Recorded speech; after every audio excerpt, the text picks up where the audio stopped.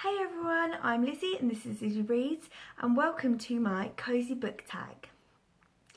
The original book tag was created by Sylvia Kay. I'll link her video and channel down below, and it's part of the Cozyathon, and I've been really failing at the Cozyathon, reading all sorts of other random books, so I thought I'd do this tag and still feel cozy. I'd also like to apologise that I'm wearing a very lazy uni jumper and hair is just in a pile just because I couldn't. It's too cold to make any effort today. Like, it's bloody freezing in my house right now. Not that I need to apologise, but just in case. I'll copy and paste all the questions down below so you can have a look at them as well, just in case I say them wrong or whatever.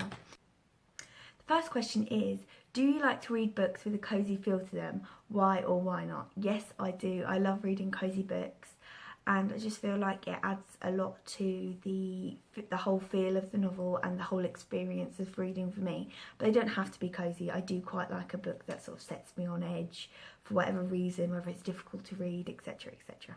Number 2, what is the coziest genre out there in your opinion? Now, personally, I'd automatically go to children's fiction, because when I think of all my favourite cosy books, I think of books I read as a child. So books I'd go to for sort of like a cosy like feel to them, or if I want comfort, etc, etc. I'd always turn to things like Harry Potter, Chronicles of Narnia, and like other things like that I read as a child. And also reading some children's fiction as an adult, just completely new to me. They do have that little sort of cosy and warming feel, like they're perfect like bedtime reads in a sense.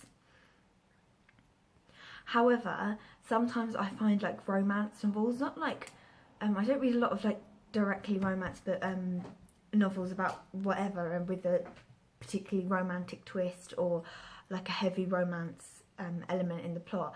I find them really cozy because I get really attached to certain, well, if they're good, I get attached to the characters really quickly, and I find that quite cozy, like settling into something like a little bit romantic. I don't do it that much, but definitely that is something else. Number 3 is recommend 3 books that made you feel warm and fuzzy inside. Now, I found this one really difficult to pick, because I was looking at all these books and I found all the books that I'd read like in the last few years, trying to think of things that definitely made me feel warm and fuzzy and like got me all excited or whatever. And I couldn't think of ones that were like I could have remembered for that reason. I kept thinking of reasons why they wouldn't be give me those feelings, but these ones definitely did after spending ages coming to the conclusion. First of all, I'm going to talk about a book that I've mentioned so much from this channel so far, and that's The Polar Bear Explorers Club by Alex Bell. And it's a novel about a young girl and her adoptive father who he's a part of the Polar Bear Explorers Club, and girls aren't allowed to go, but she wriggles her way on there, and it's a lovely middle grade novel. I really enjoyed reading it over Christmas. I gave it 5 stars and even did a bloody discussion on it. It was glorious. I was obsessed with it. Number 2 is a book that I do have with me. Now, I don't think I can say that, I'm not sure how it's going to make me feel now, but this definitely made me feel warm and fuzzy at the time, and that is The Time Traveller's Wife. And I read this a good few years ago. The last time I read it, I probably was about maybe just before I turned 18, but I got this book, must have been when I was like 15 or 16, and I read it like twice a year for like those 3 years. And yeah, this is about what's her name? This is about Claire and Henry is a time traveller's wife. And what I really loved about this is it's sort of like all over the place narrative.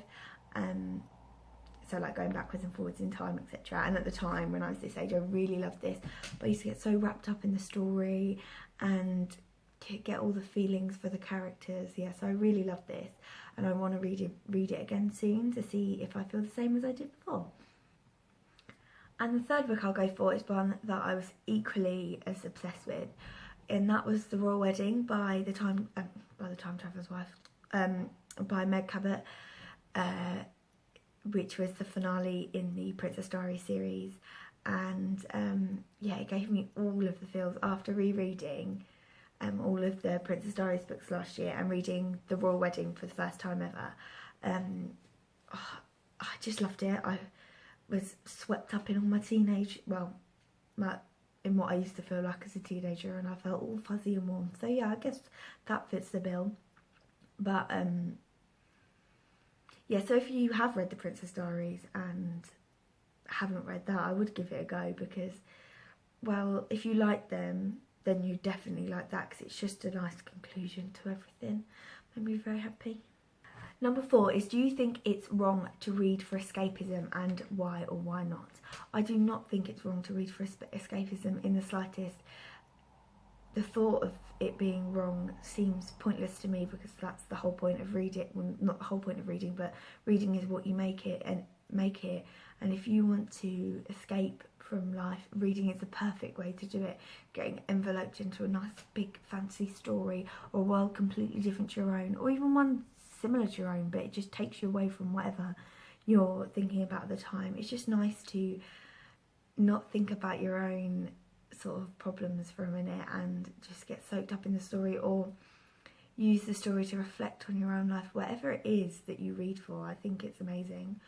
Lots of hobbies that people have used as a form of escapism, so I don't see why reading should be any different. Number 5 is, do reading challenges and coziness go together? And I don't know. In this sense, I think for the Cozyathon, yeah, it definitely does. There's lots of cozy reading challenges, because they're like, a lot of them are like tasks, like, I'll link the announcement video down below, although by the time you see this it'll be far too late. But you can get some inspiration, like go to a coffee shop and read and things like that. And I think they're all really cozy feeling things to do. But sometimes I find that if you put pressure on yourself, then the challenges aren't going to be cozy. But it all really depends how much pressure you put on yourself. But I think when I am doing a reading challenge and I'm pushed to read more, but I'm still enjoying the reading, then I don't see a problem with it, because I don't feel like that it takes away from the coziness of the reading, because I am really cozy and enjoying myself. So as long as it doesn't take away from the enjoyment too much, I don't think it would ruin the coziness. But it's all like independent, really, I guess. I don't do a whole lot of reading challenges, so we'll see. Number 6 is, do you like to make things cozy before you pick up a book? If so, how do you go about it? Yes, I love to make things cozy before I pick up a book. However, I don't have to be cozy in order to read. So like, I could read on a train, or, well, sometimes I read on the train. Probably won't read on a bus, because that makes me feel a bit sick.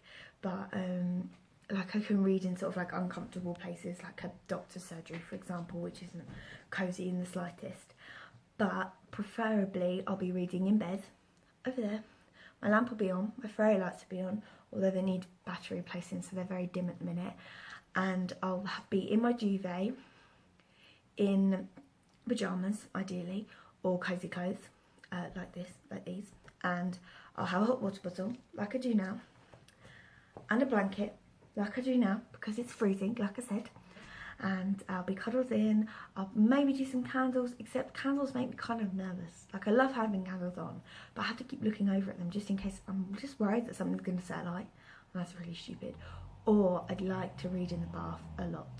I love reading in the bath. Yeah. So that's how I usually make myself cozy. Yeah, so the lamp on, big light off, and yeah, really, I mean, it's pretty standard, really. I guess that's what a lot of people do. I like to have lots of soft, cosy things around me. Number 7, do you listen to music while reading? If so, recommend a song or playlist you like.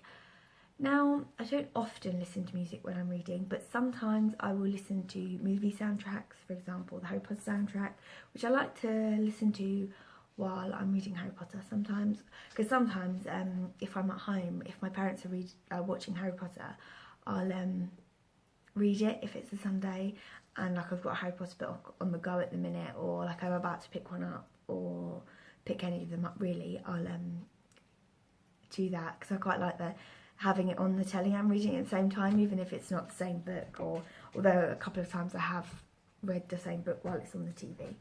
I'm just like wriggling around. That's not very cosy, is it? But other than that, sometimes I'll try like a classical playlist that I'm not really into, or I'll try, if it's music, it'll probably be music I won't sing along to. It's very unlikely, but sometimes I can read while watching the telly, so I don't have to be telly that I'm completely not interested in though. Or actually, because sometimes I try to read while watching Friends. Doesn't ever work out very well.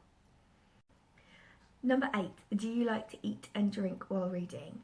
I don't always, but I do quite often, because I quite often have a cup of tea while reading, because I just love a cup of tea, and some biscuits maybe.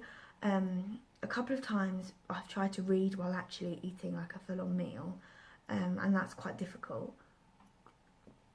But I'm not really sure, like usually like I'll eat while reading, eating a slice of cake and stuff, but often I'll get crumbs in the book. So if it's a library book or a book I borrowed from a friend, I won't, and I'll just put my book away, have a few nibbles of my thing, whatever I'm eating. But yeah, crisps and snack, like I'll often eat while reading, or some chocolate. I like to have chocolate while I'm reading. Is having a Booktube channel conducive to having a cozy routine? Why or why not? Sometimes I think because I watch so much YouTube, that sometimes limits me from reading. So for example, in the morning when I spend like maybe half an hour in bed before I get out of bed, I could be reading, but quite a lot of the time I'll be watching YouTube videos, because my watch later is always so long. So I'm at currently, I think, just 199 YouTube videos, and I haven't added any in from the last few days because I'm just so stressed out about it. I just can't be bothered to like add them in, and I'll add them all in later. Yeah, my watch later is at 199 videos at the minute. So for example, if you have a Booktube channel and you watch my videos, and I'm subscribed to you, which I probably am, I often won't watch a video till like a week later, so that's why my comments are often really belated and completely irrelevant. Sometimes if like a Booktube is asking a question and I reply like weeks too late, but because I'm so behind on YouTube videos. But in that sense, I guess it stops me from being cozy. Or sometimes I go to bed and I say like I'm going to read for like an hour and a half before bed, and then I'll end up down a YouTube rabbit hole and I won't read anything. But in terms of like having a Booktube channel, I don't think so, because I don't read. It doesn't stop me from doing anything. Like quite often I film in the middle of the day like I am now. Well, it's almost night, that's why this is a little bit of bad quality. But yeah, I film quite a lot in the daytime. I edit most of it like when I wouldn't be reading anyway.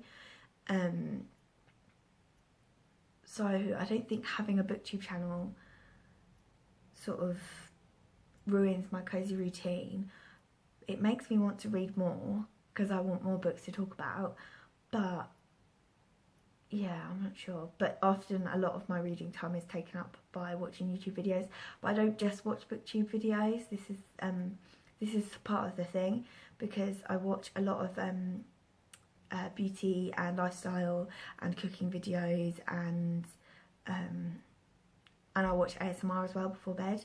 So there's a lot of YouTube coming into I subscribe to so many channels, and every time I watch like Booktuber suggestions video, I'm always like, oh, I really want to subscribe to all these people, and I just subscribe to them all, because I think, well, if I want to watch them, I'll watch them. And yeah, I end up having loads and loads of videos on my watch later, and it's just a disaster.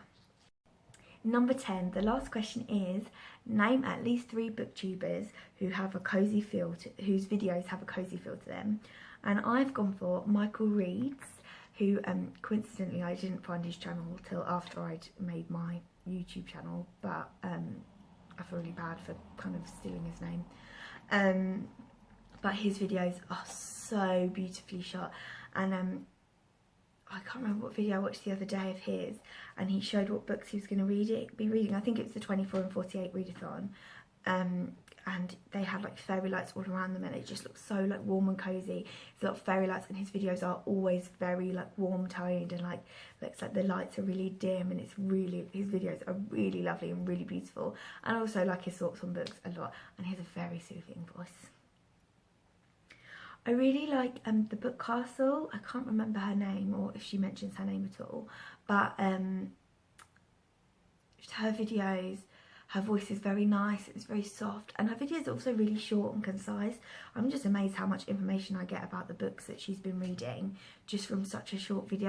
Yeah, she's really concise, which I really like about her videos, which is just the opposite to me because I'm just babbling on.